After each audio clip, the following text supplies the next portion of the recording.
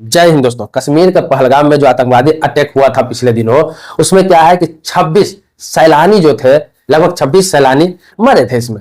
उसके बाद क्या हुआ कि भारत सरकार ने जो एक्शन लिया, बहुत सारा एक्शन लिया गया पाकिस्तान के लिए, क्योंकि इसमें पाया गया कि पाकिस्तान का हाथ है। तो इसमें क्या हुआ, जो 6 एक्शन, खास तौर पर 6 एक्शन जो लिया गया वो मैं आपको बता दूं। पहला एक्शन ये था कि अटारी बॉर्डर को बंद कर दिया गया।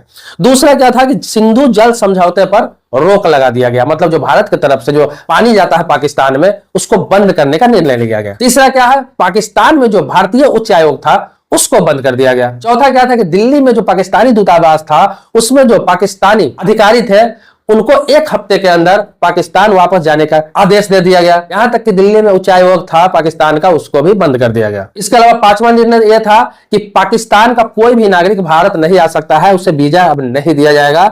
और छठा यह था कि 48 घंटे के अंदर जितने भी पाकिस्तानी भारत में है, चाहे किसी भी वीजा पर आए हुए हैं, सारा वीजा रद्द कर दिया गया। 48 घंटे के अंदर में उन्हें वापस जाना पड़ेगा। तो ये सभी निर्णय में सबसे महत्वपूर्ण निर्णय यह था कि जितने भी पाकिस्तानी वीजा पर भारत आए हुए हैं, उन्हें 48 घंटे के अंदर में भारत से जाना पड़ेगा। इसमें क्या है, जिनको जाना था वो चलेगा, लेकिन बहुत सारे ऐसे लोग हैं जो भारत में काफी महीनों से, काफी सालों से रह रहे हैं, चाहे वीजा पर रह रहे हो या फिर बिना वीजा का रह रहे हैं।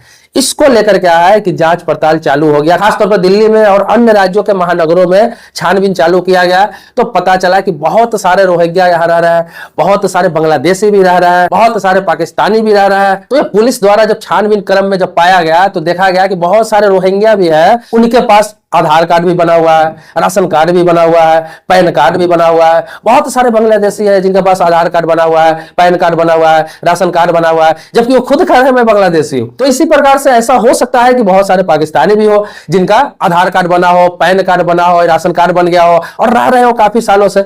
इसीलिए भारत सरकार की तरफ से निर्णय लिया गया है, खासतौर पर दिल्ली सरकार को आदेश दिया गया है। हालांकि ये पूरे देश के लिए आदेश है कि किसी भी व्यक्ति का आप जो पहचान है, जो नागरिकता का प्रमाण है, वो आपका आधार नहीं माना जाएगा, पैन कार्ड नहीं माना जाएगा, यहां तक कि राशन कार्ड को आपका नागरिकता का प्रमाण नहीं माना जाएगा। मतलब कि ये तीनों डॉक्यूमेंट्स दिखाकर आप ये साबित नहीं कर सकते हैं कि आप भारत के नागरिक हैं या भारत के रहने वाले हैं। इसके लिए जो मान्य डॉक्यूमेंट्स किया गया है वो किया गया है पहचान पत्र। कौन सा पहचान पत्र? वोटर आई कार्ड, जिसे मतदाता पहचान पत्र कहते हैं। जिस व्यक्ति के पास आधार पैन के साथ साथ मतदाता पहचान पत्र भी है, तब आपको माना जाएगा कि आप इस देश के नागरिक हैं। इसके अलावा दूसरा डॉक्यूमेंट्स जो किया गया है वो है पासपोर्ट।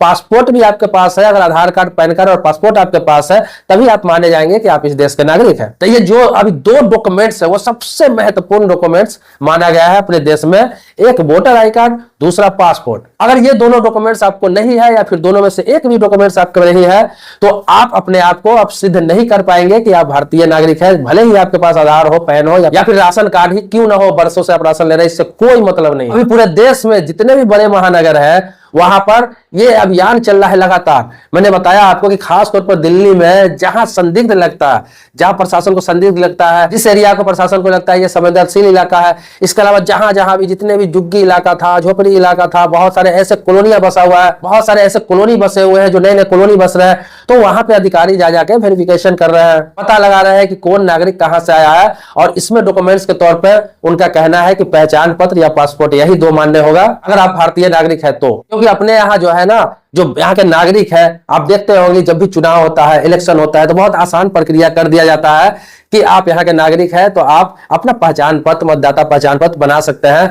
आप जब यहाँ वोट गिराने लगते हैं तो आप यहाँ का नागरिक माने जाते हैं। और वही डॉक्यूमेंट्स आपके पास नहीं है, इतने दिनों में अगर आपने नहीं बनाया, आपका उम्र 30 वर्ष हो गया, 40 वर्ष हो गया, 45 वर्ष हो गया और आपके पास मतदाता पहचान पत्र नहीं है या फिर आपके पास पासपोर्ट नहीं है, तो फिर यहाँ पे शंका पैदा होता है। अगर आप भारत के नागरिक है और आपके पास पहचान पत्र नहीं है या पासपोर्ट नहीं है, तो ये नहीं कि आप विदेशी माने जाएंगे, लेकिन आप शक के घेरे में आएंगे। आपको इसको साबित करने के लिए बहुत कुछ उपाय करना पड़ सकता है। जैसे आप अपने गांव में, अगर गांव में आपका घर है तो वहां का आपका हो सकता है कि 20 साल पहले का, 25 साल पहले का आपका पूर्वज का डॉक्यूमेंट्स आपको दिखाना पड़ सकता है, या फिर वहां का जो आपका लैंड है, जमीन है, उसका कागजात दिखाना पड़ सकता है, जो आपको पैतृक संपत्ति है दादा के नाम से, परदादा के नाम से। साबित करने के लिए आपको बहुत सारा तिकड़मबाजी अपनाना पड़ सकता है। लेकिन आपके पास अगर पहचान पत्र है या पासपोर्ट है तो फिर आप माने जाते हैं कि आप भारत के नागरिक है। यह साबित करना आसान हो जाता है। ये जो घटना हुआ अभी पहलगाम में, ये बहुत ही निंदनीय है, बहुत ही निंदनीय। जितना निंदा किया जाए उतना कम है। और जितने भी निर्णय लिए गए भारत सरकार की तरफ से, वो सारे निर्णय सटीक है, बहुत बेहतर निर्णय लिया गया। बहुत सारे लोगों का कहना है कि पाकिस्तान पे अटैक कर देना चाहिए, युद्ध होना चाहिए, ये होना चाहिए, मिटा देना चाहिए, लेकिन वो अंतिम निर्णय होता है सरकार का, वो अंतिम निर्णय होता है।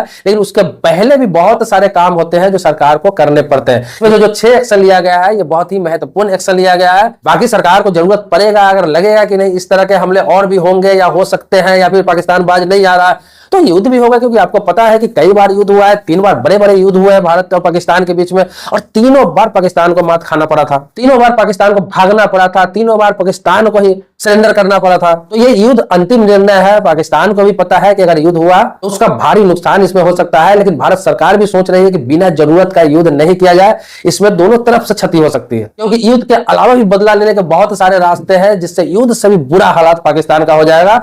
इसी का व्यवस्था सरकार की तरफ से किया जा रहा है, जिसमें ये 6 निर्णय है। इसके अलावा बहुत सारे, सबसे खास बात तो यह है कि अब वीजा नहीं जारी किया जाएगा, कोई भी पाकिस्तानी को भारत की तरफ से कोई वीजा नहीं जारी किया जाएगा। अभी क्या है, अभी देखते होंगे कि पाकिस्तान में हॉस्पिटल की स्थिति खराब है, बहुत सारी चीजों की स्थिति खराब है।